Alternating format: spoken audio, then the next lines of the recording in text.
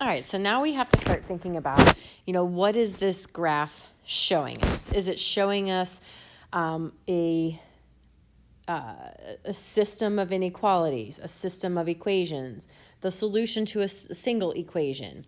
We want to be able to find what it is that we are solving with this graph.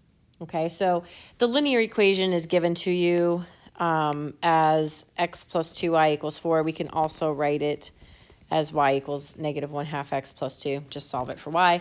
And the equation for the parabola is here.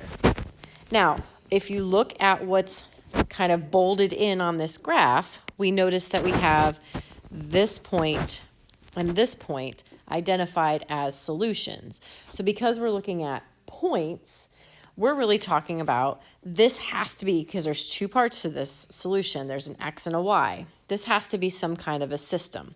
And because we don't see any shading, this is just going to be a system of equations. So we would write that this is what is being solved with that graph that we see. It's a system of equations. All right, so this is what's being solved.